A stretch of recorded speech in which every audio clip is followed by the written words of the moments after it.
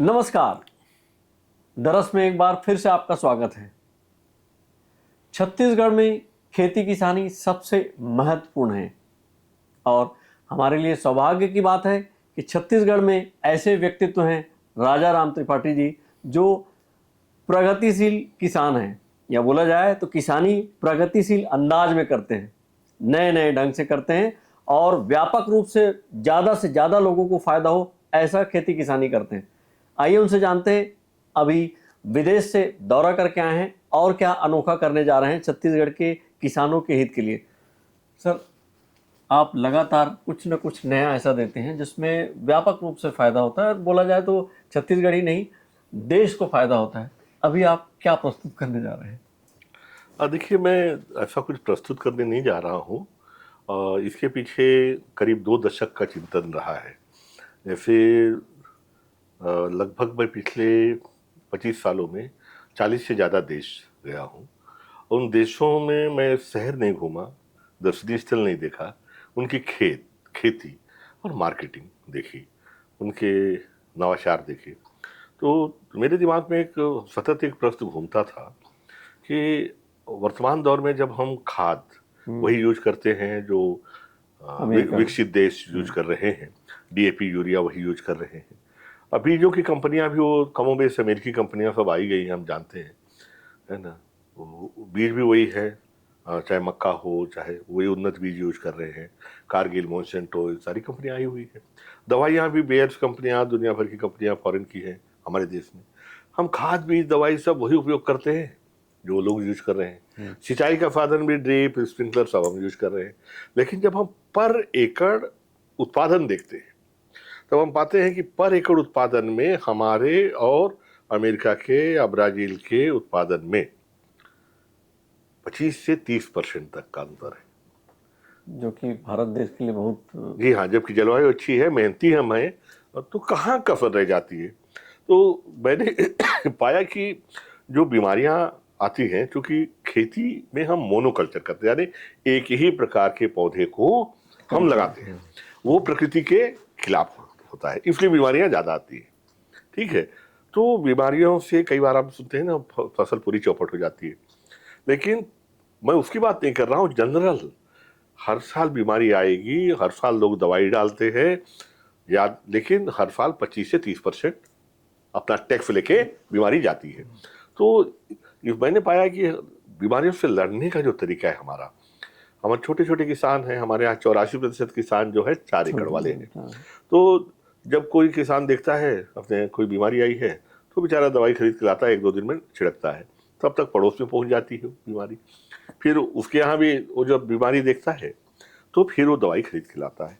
लेकिन बीमारी जब विजिबल होती है, जब हमको आंख से दिखाई दी, मतलब वो 20% आपका चौपट हो गया है, वो टैक्स लेके जाएगी।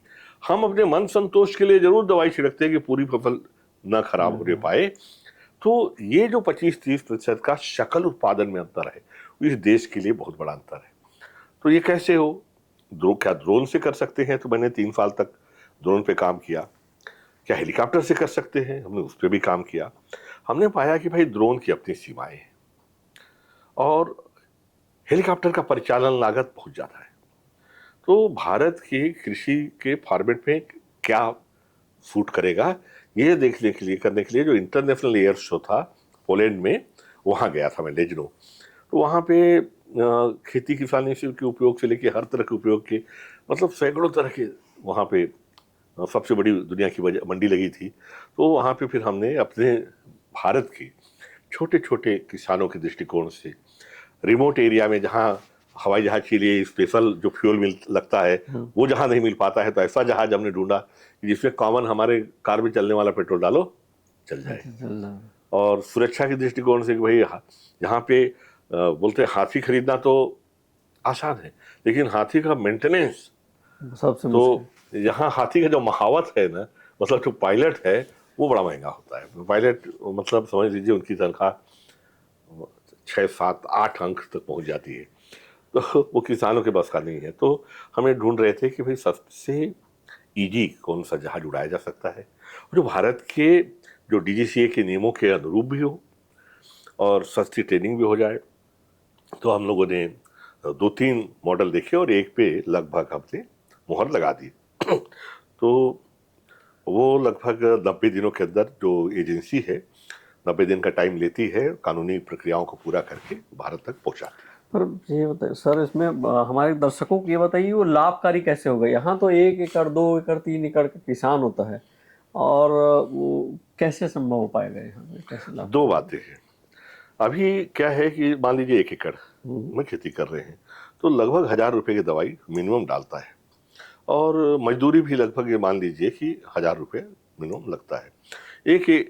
कोई गांव है, बड़ा गांव है 4-6 मोहल्ले का, तो 2000 से 3000 एकड़ जमीन होती वहाँ। तो अब 3000 एकड़ जमीन है तो समझ लीजिए 1000 रुपया दवाई का, 1000 मजदूरी का, 2000 के हिसाब से 60 लाख रुपया उस गांव का जाता है हर साल, 60 लाख रुपया। और बावजूद उसके 25% नुकसान फसल का होता है, क्योंकि जब हम हाथ से छिड़काव करते हैं तो कहीं 1-2 फीट बच ही जाएगा, वहां से वायरस फिर आ जाता है। अब रामलाल जी ने डाला है दवाई, तब तक श्यामलाल जी के यहाँ पहुंच गई बीमारी। तो एक साथ जब हम इरिडिकेट करते हैं, जैसे कि अमेरिका ब्राजील में होता है, एक ही साथ पूरा का पूरे एरिया पे दवाई का छिड़काव किया, और उसमें लागत जो है कम आती है। लागत यकीन मानिए जो 60 लाख लग रहा है, हमने कैलकुलेट किया वो 25-30 लाख में हो जाना है। दवाइयाँ भी कम यूज होंगी, जहर भी आप कम डालोगे, जैविक डालोगे तो बहुत अच्छी बात है। लागत कम हुआ दवाई का आधा, होमोजीनस हो गया, एक समान सब जगह चले गया, और साथ ही साथ मजदूरी की भी बचत हुई। और प्रभावी नियंत्रण सबसे प्रमुख चीज है। रोगों का प्रभावी नियंत्रण होता है, जो ऑलरेडी इस सिद्धांत पे काम कर रहे हैं 2500 साल से। लोग 2500 साल से हर जगह जहाज से अमेरिका में छिड़काव हो रहा है। और सर इसमें जैसे आप देख रहे हैं, यहाँ किसान हो चाहे सरकार हो, जब तक वो देखती नहीं है कि वो कितना प्रासंगिक है, परिणाम उसका क्या हुआ, उसके बाद उस पर सोचती है, तो ये अब कैसे कन्विंस कैसे कर पाएंगे किसान को, सरकार को, कैसे? 2 बातें। पहली बात तो मैंने बताया कि ये कोई थ्योरी नहीं है मेरी, ये ऑलरेडी विश्व के बड़े भूभाग पे किया जा रहा है। मेरी कोई बहुत बड़ी खोज नहीं है ये, ठीक है, केवल मैंने देखा परखा।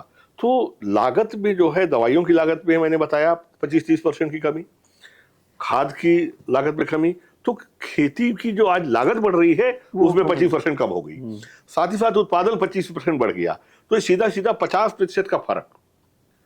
ये एक गेम चेंजर है। भारत जैसा देश जहाँ 1 अरब 40 करोड़ जनसंख्या है और जमीन नहीं बढ़ने वाली, तो आपको उत्पादन कैसे बढ़ाना है? जितनी खाद डाल सकते थे डाल ही रहे हो।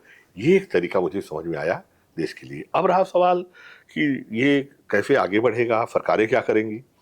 तो हर सरकार चाहती है कि खेती में कुछ बेहतर करे, लागत कम हो। हाँ, सभी सरकारें अपनी तरफ से कोशिश करती है, नई नई योजनाएं लाती है। मेरा मानना है एक बार इसे हम प्रैक्टिकली जब करके दिखा देंगे, ठीक है, मॉडल के रूप में, या हम प्रोटोटाइप लेके कुछ एरिया में अगर हम करके दिखा देंगे, तो 2 बातें होंगी। एक तो गांव के लोगों को, मान लीजिए हमने 4 गांव चयन किया, आधे गांव में डाला, आधे में नहीं डाला, तो किसान बड़ा समझदार होता है, मतलब व्यवहारिक बुद्धि उसकी बहुत तेज होती है।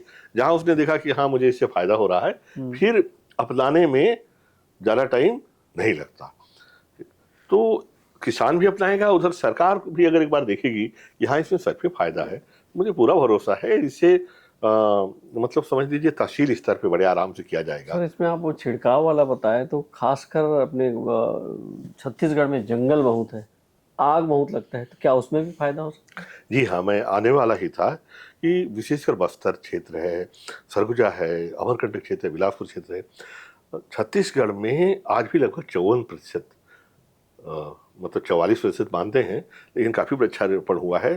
तो जंगल करीब 44% है, और मेरा मानना है कि एक बड़ी संख्या में वृक्षारोपण भी हुआ है।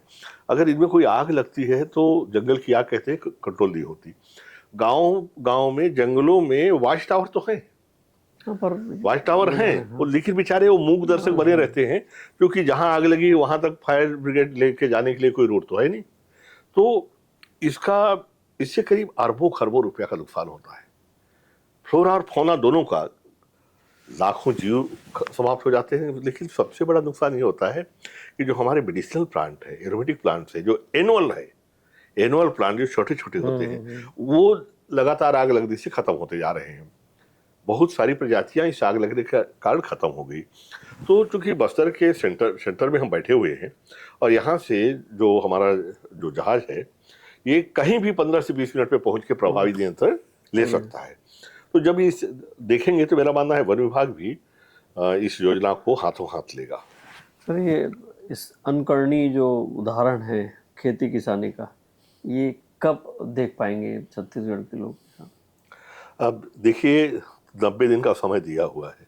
मुझे उम्मीद है सब कुछ सही रहा तो हम इसी कैलेंडर वर्ष में इसका रिजल्ट भी देख लेंगे आने वाली इसी फसल में। और 90 दिन का टाइम उन्होंने लिया है, 10-15 दिन ऊपर नीचे हो सकता है।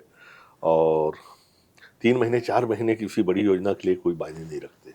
ये जो जहाज हमने सिलेक्ट किया है इसकी खासियत यह है कि साधारण पेट्रोल पे भी चल जाता है, क्योंकि बड़ी समस्या ये थी कि पेट्रोल हेलीकॉप्टर में आने में अन्य जो दूसरे जहाज हैं उसके लिए एक विशेष पेट्रोल लगता है जो कि केवल हवाई जहाज़ों में ही उपयोग होता है और उसकी उपलब्धता बस्तर या हर जगह आसानी से उपलब्ध है। मतलब इसमें सरकार को इसमें गंभीरता से सोचना चाहिए। दूसरी सुरक्षा वाली बात है कि अगर कुछ हो जाए तो प्रायः आप सुनते हैं कि हेलीकॉप्टर में अमूमन बचते नहीं, हवाई जहाज में।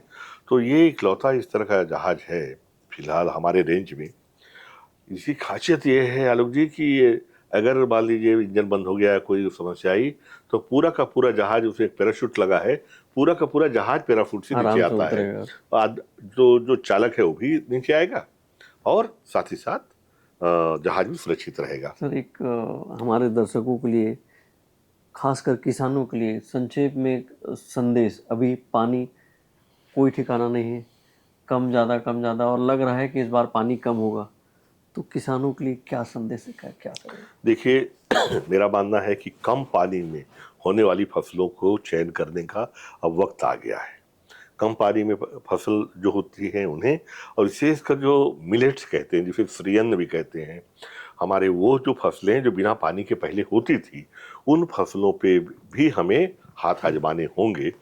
और क्योंकि पानी की अनिश्चितता और अल नीनो का प्रभाव हम देख रहे हैं, अभी भी वक्त है। मेरा मानना है कि निराश होने की जरूरत नहीं है।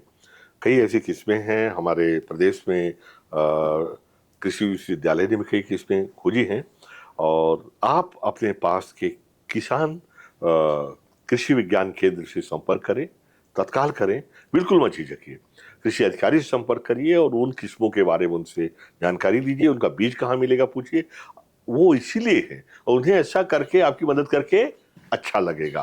तो मैं यही कहूँगा कि इस समय किसान शंकित हैं आगे क्या होगा, तो घबराने से तो काम चलेगा नहीं। हमें तत्काल कम पानी वाली फसल, कम समय में होने वाली फसल, ऐसी फसलों का चुनाव करना होगा।